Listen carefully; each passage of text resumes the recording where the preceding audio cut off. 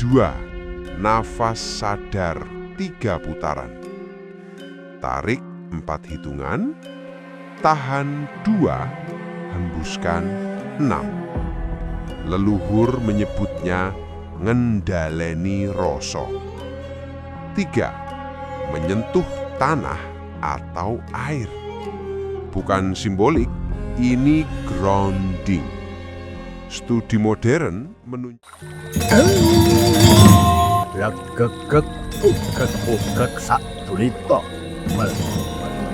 Semar Jawa, tontonan, tuntunan, tatanan, Ho Rahayu.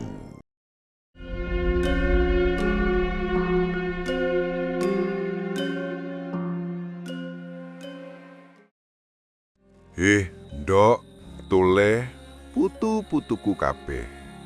Kowe ngrasake ora, Nak? Zaman sekarang itu aneh. Orang bisa bangun tidur, belum mandi, belum doa, belum sadar kalau dirinya masih hidup, tapi jarinya sudah sadar duluan. Scroll, scroll, scroll. Semar nggak marah. Semar cuma ngelus dada sambil senyum miring. Dulu manusia Jawa takut sama suara gamelan tengah malam. Sekarang lebih takut kalau sinyal hilang. Dulu orang bertapa di gunung. Sekarang bertapa di colokan listrik. Nah, disitulah cerita kita dimulai. Tahun 2026 ini banyak orang bertanya ke Semar. Mbah Semar, ini kok hidup rasanya makin capek ya? Pikiran sumpek, hati gelisah, tidur nggak nyenyak. Padahal nggak diganggu makhluk halus, katanya. Katanya. Tapi Semar mau tanya balik. Apa kamu yakin tidak sedang diganggu sesuatu yang tak terlihat, tapi kamu pegang setiap hari? Namanya gadget. Sekarang jangan salah paham dulu. Semar nggak mau menyalahkan teknologi. Listrik itu netral, sinyal itu netral, internet itu cuma aliran. Yang tidak netral adalah kesadaran manusia yang memakainya. Dalam pitutur Jawa ada kalimat sederhana tapi dalam maknanya. Sopo sing ora waspada parkal keseret doyo tonpo aran. Siapa yang tak waspada akan terseret daya yang tak bernama.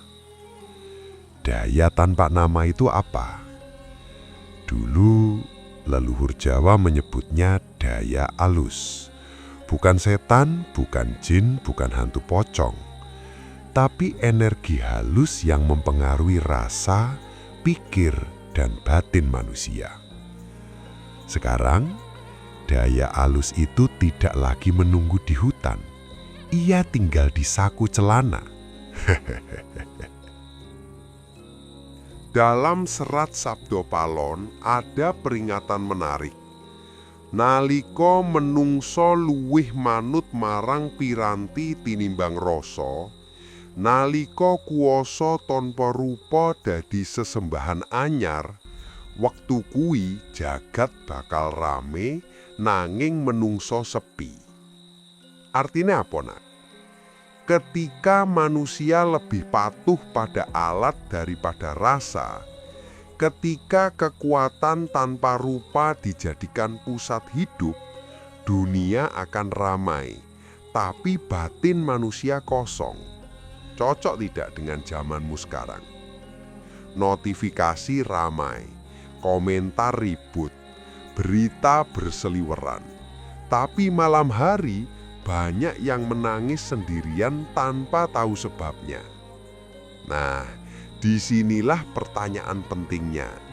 Apakah gangguan itu gaib atau cuma efek psikologis? Atau justru perpaduan keduanya? Semar jawab pelan-pelan.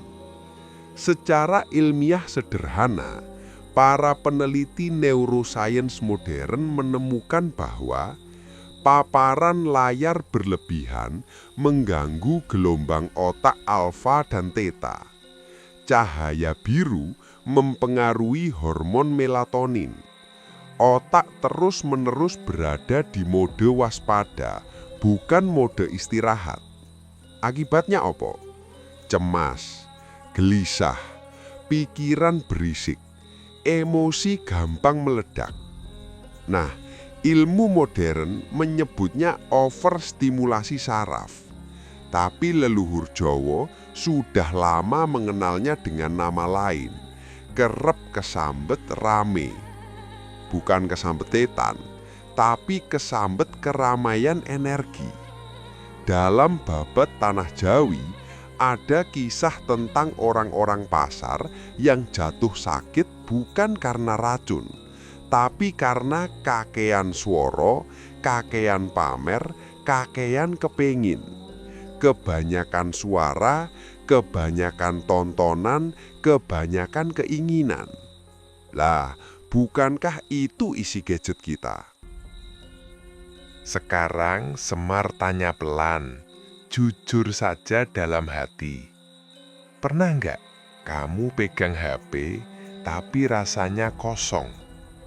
Pernah nggak habis scroll panjang malah makin lelah? Pernah nggak pikiranmu bukan milikmu lagi? Kalau iya, itu bukan kerasukan setan. Itu kesadaranmu ketindihan beban informasi. Dalam serat Gatoloco, dengan gaya nyeleneh tapi tajem, ada sindiran begini. Wong sing rumangsa pinter amarga weruh akeh. Sejatinya lagi ilang pangrasa. Orang yang merasa pintar karena tahu banyak, sejatinya sedang kehilangan rasa. Kena enggak? Leluhur Jawa selalu menekankan keseimbangan antara raga, pikir, lan rasa. Gadget memperkuat pikir, melemahkan rasa, lan melupakan raga. Kalau raga dilupakan, badan gampang sakit. Kalau rasa tumpul, hati gampang gelap. Kalau pikir kebanjiran, jiwa gampang pecah. Disitulah gangguan muncul. Bukan karena makhluk halus marah, tapi karena kesadaran manusia bocor kemana-mana. Dulu orang takut diganggu setan karena lupa doa. Sekarang orang diganggu batinnya sendiri karena lupa berhenti. Ngopi dulu, tarik nafas. Di batch 2, Semar akan mulai membedah lebih dalam. Bagaimana leluhur Jawa membaca energi tak kasat mata?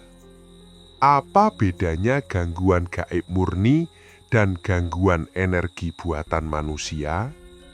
Dan kenapa tahun 2026 disebut dalam beberapa suluk sebagai zaman rame tanpa sepi? Tenang, Semar orang ngegirisi. Semar cuma ngajak kowe eling. Karena yang paling gaib hari ini bukan hantu, tapi manusia yang lupa dirinya sendiri.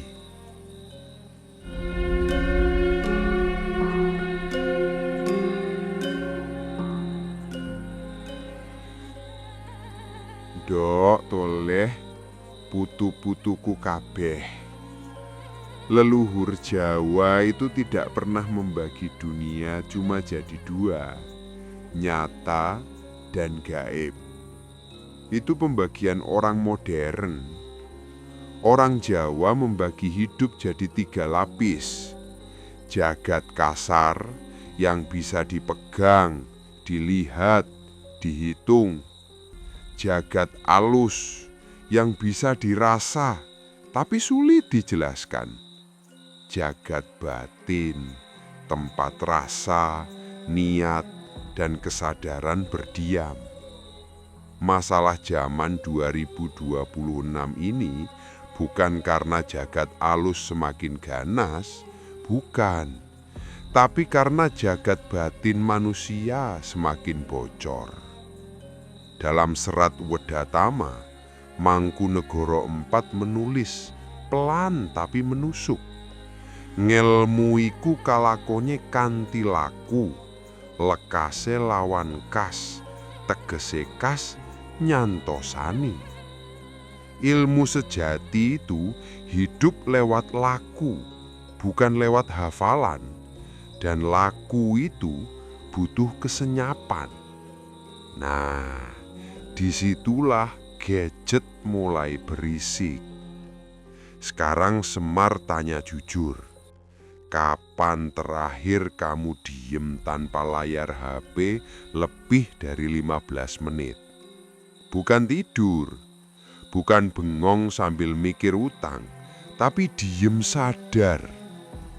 Kalau kamu bingung jawabnya, berarti badanmu sudah lama tidak pulang. Dalam kepercayaan Jawa kuno, ada istilah kesambet rame. Ini bukan kesurupan jin, tapi kondisi saat batin manusia ketiban terlalu banyak getaran. Dulu sumbernya pasar, peperangan, atau keramaian ritual besar. Sekarang sumbernya timeline, notifikasi, berita panik, video hoax tanpa henti. Secara ilmiah sederhana, ini masuk akal. Otak manusia itu tidak diciptakan untuk menerima ratusan emosi per jam, berpindah fokus tiap 3 detik, menyerap konflik tanpa jeda. Akibatnya muncul mental fatigue, anxiety tanpa sebab jelas, dan emosi mudah tersulut. Ilmu modern berhenti di situ, tapi leluhur Jawa melangkah satu tapak lebih dalam. Dalam Suluk Sukmo Lelono disebutkan, nalika rasa ora duwe papan ngaso, energi saka njaba bakal ngrebut omahe. Artinya, ketika rasa tidak punya tempat istirahat, energi dari luar akan merebut rumahnya. Nah, disitulah gangguan mulai terasa seperti ghaib. Padahal yang terjadi adalah batin kosong kemasukan getaran liar. Bukan roh, bukan makhluk halus bernama, tapi jejak emosi orang lain. Ndok toleh putu-putuku kabeh. Coba renungkan iki. Setiap video marah sing kamu tonton, emosi pembuate menempel sebentar di batinmu. Setiap berita ketakutan yang kamu baca, getaran cemasnya ikut masuk.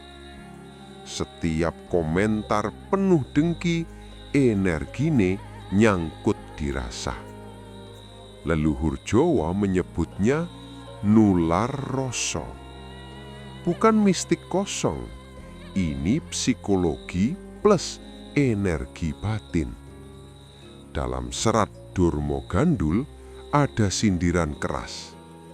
Jagat rame amarga cangkem, nanging rusak amarga pikiran sing ora dipageri. Dunia ramai karena mulut, tapi rusak karena pikiran yang tidak dipagari. Sekarang, mulut itu pindah ke layar.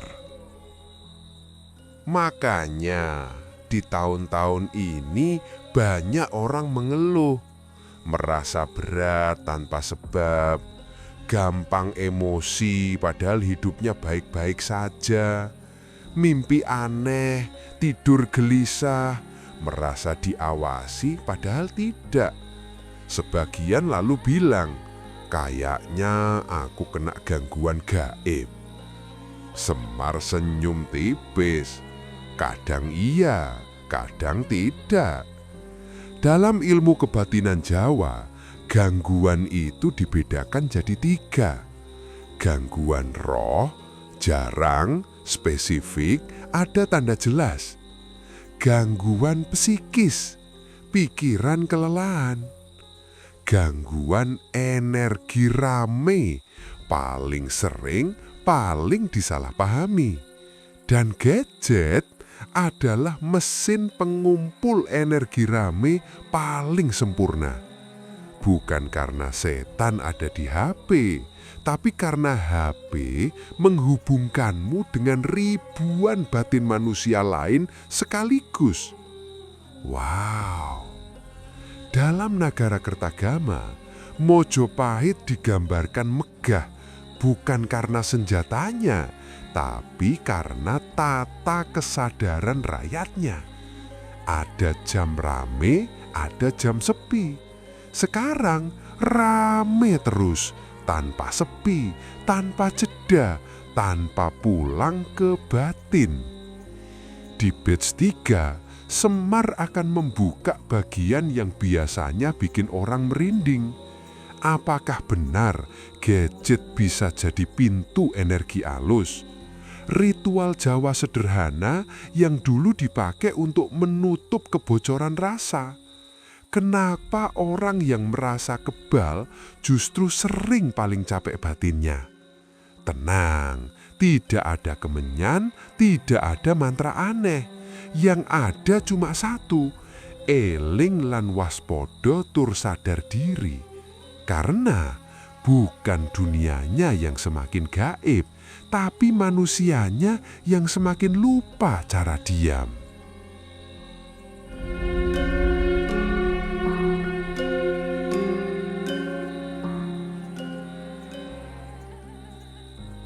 Ndok, toleh, putu-putuku kabeh, leluhur Jawa itu tidak pernah bertanya apakah dunia gaib itu ada.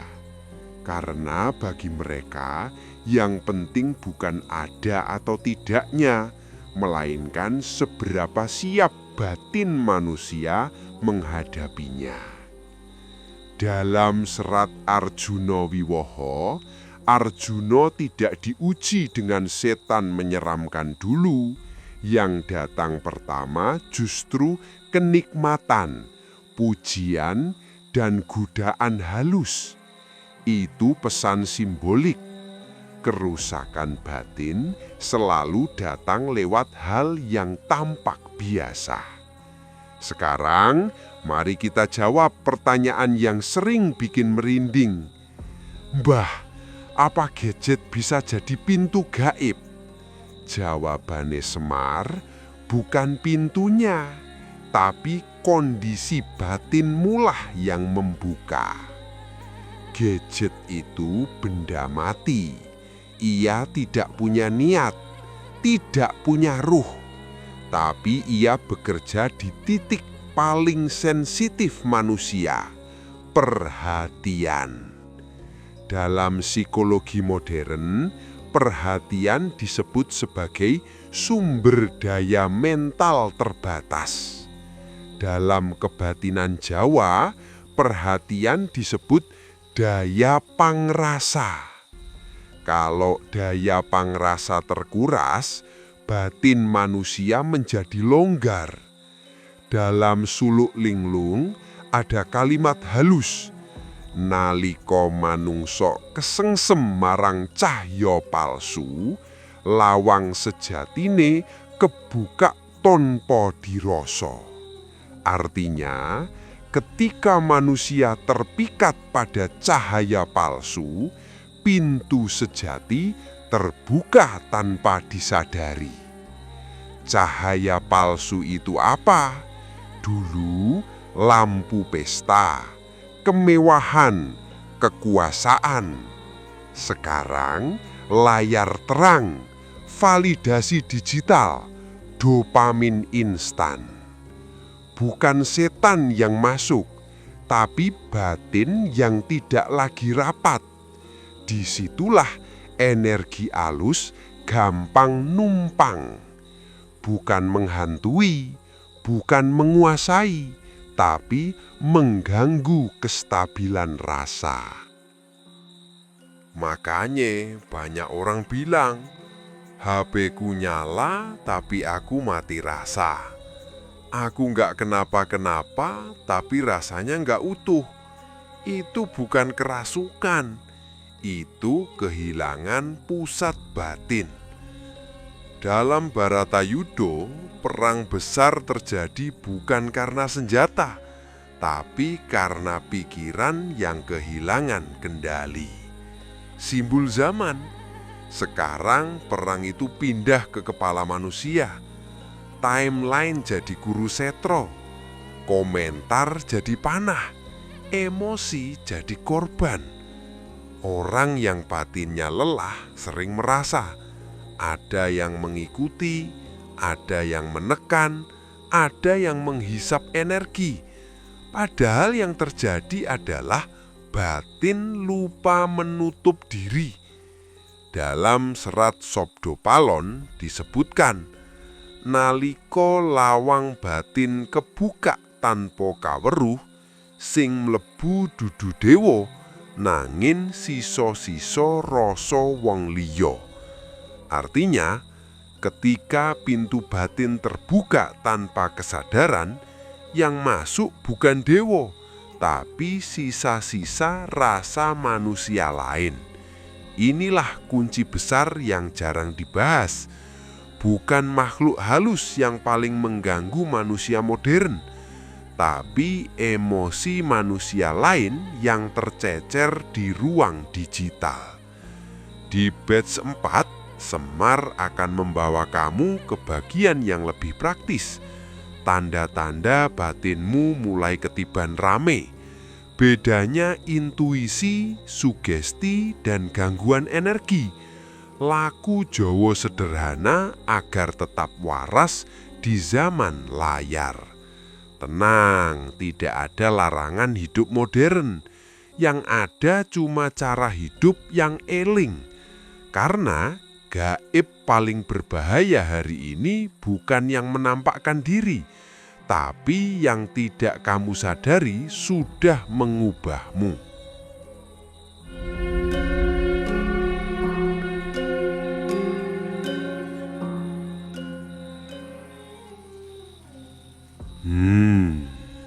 Ndok, toleh, putu-putuku kabeh. Orang Jawa itu jarang bertanya, aku diganggu opo tidak. Yang mereka tanyakan, rasaku isih mulih opo wis kesasar. Karena kalau rasa sudah pulang, gangguan apapun tidak betah. Dalam serat Wedatama ada pitutur yang sering dilewatkan. Waspodo marang rasa sing katon kaya pepadang nanging jeronya peteng. Waspadalah pada rasa yang tampak seperti cahaya tapi di dalamnya gelap. Ini penting sekali di zaman gadget. Sekarang Semar jelaskan pelan-pelan. Tidak semua bisikan itu intuisi. Tidak semua rasa merinding itu pertanda gaib. Ada 3 kondisi yang sering tertukar. 1. Intuisi sejati. Ciri-cirinya tenang, tidak panik, tidak memaksa, tidak haus validasi. Intuisi datang setelah hening, bukan setelah scroll. Dalam serat Arjuna Wiwoho, Arjuna mendapat wahyu bukan saat ramai, tapi saat topo dalam sepi. 2. Sugesti mental. Ciri-cirinya muncul setelah konsumsi konten tertentu, mudah berubah, makin dipikir makin kuat. Ini bukan gaib, ini otak meniru pola. Ilmiah sangat. 3. Gangguan energi rame. Ciri-cirinya rasa berat tanpa sebab. Emosi bukan milik sendiri. Pikiran berisik tapi kosong. Sulit tidur meski badan lelah. Ini bukan kerasukan, ini ketiban emosi kolektif. Dalam serat Darmo Gandul ditulis pedas. Wong sing ora bisa milah rasa bakal dadi papan sampahing jagat. Orang yang tak bisa memilah rasa akan jadi tempat sampah dunia. Nah, sekarang pertanyaan penting. Gimana tahu batinmu mulai ketiban rame? Tanda-tanda klasik menurut pitutur Jawa. Bangun tidur langsung gelisah, merasa diawasi padahal tidak, mudah tersinggung tanpa sebab, kehilangan minat padahal sederhana, merasa jauh dari diri sendiri. Kalau 1-2 biasa, kalau semua berarti batinmu perlu dibersihkan. Bukan diruqyah, bukan disiram doa panjang, tapi dipulangkan. Perhatikan baik-baik. Laku Jawa sederhana di zaman gadget. Ini bukan ritual mistik berat. Ini higiene batin. 1. Jam sepi harian. Minimal 20 menit tanpa layar. Dalam negara Kertagama, jam sepi disebut waktu pratisandi, waktu peralihan kesadaran. Ilmiah? Iya, otak butuh jeda. 2. Nafas sadar 3 putaran. Tarik 4 hitungan, tahan 2, hembuskan 6. Leluhur menyebutnya ngendaleni rasa. 3. Menyentuh tanah atau air. Bukan simbolik, ini grounding. Studi modern menunjukkan kontak dengan alam menurunkan hormon stres secara signifikan. Orang Jawa sudah tahu sejak lama. 4. Doa tanpa kata. Diam, sadar, tidak minta apa-apa. Dalam serat Sutasoma disebut sembah sejati ora nganggo swara. Sembah sejati tidak memakai suara. Banyak orang modern mengejek laku ini. Itu cuma sugesti. Semar senyum. Sugesti positif itu obat gratis. Sugesti negatif itu racun harian. Gadget memberi dua-duanya. Tinggal kamu pilih. Ngopi sebentar. Di batch 5 penutup, Semar akan menutup dengan apakah 2026 memang zaman gangguan gaib? Ramalan Jawa tentang manusia dan piranti? Pesan terakhir Semar agar tetap waras, sadar, dan utuh. Tenang, ini bukan khutbah, ini pengingat halus.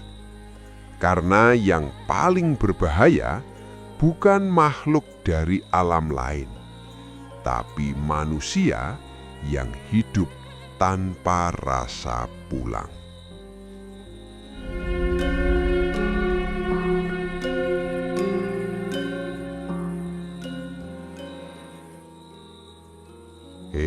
Ndok, tole, putu-putuku kabeh. Orang Jawa itu jarang bertanya, aku diganggu apa tidak.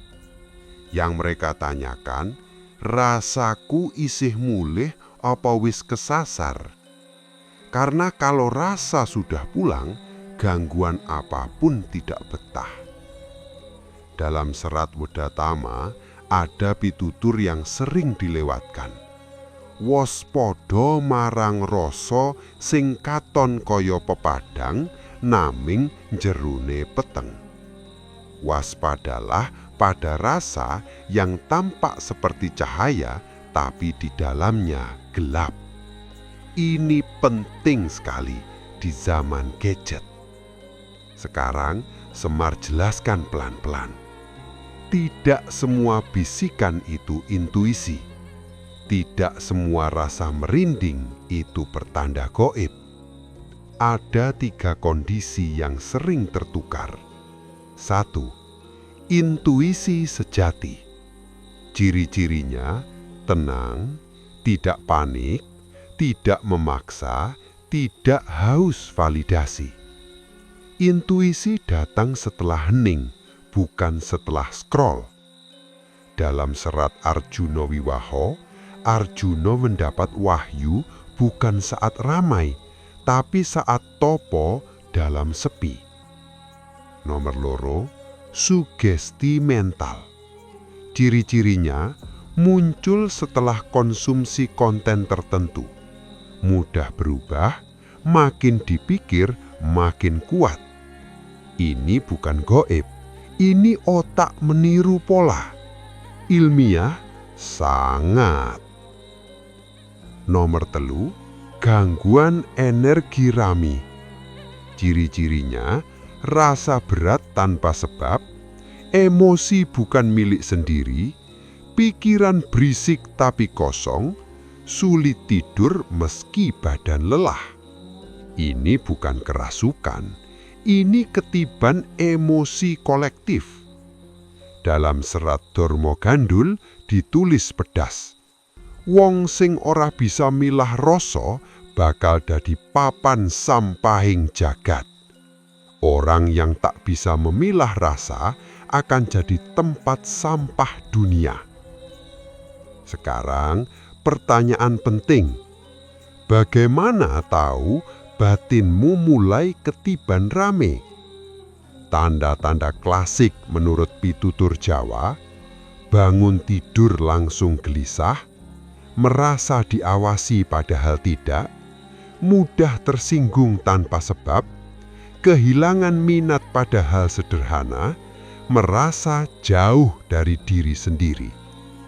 Kalau 1-2 biasa. Kalau semua berarti batinmu perlu dibersihkan. Bukan diruqyah, bukan disiram doa panjang, tapi dipulangkan.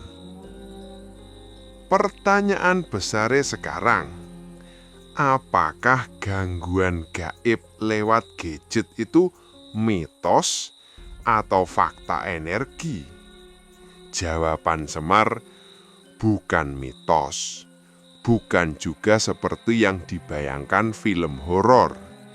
Yang nyata adalah gangguan perhatian, kebocoran rasa, kelelahan batin kolektif. Itu semua nyata, ilmiah, dan terasa. Leluhur Jawa menyebutnya satu kata sederhana, kesasar.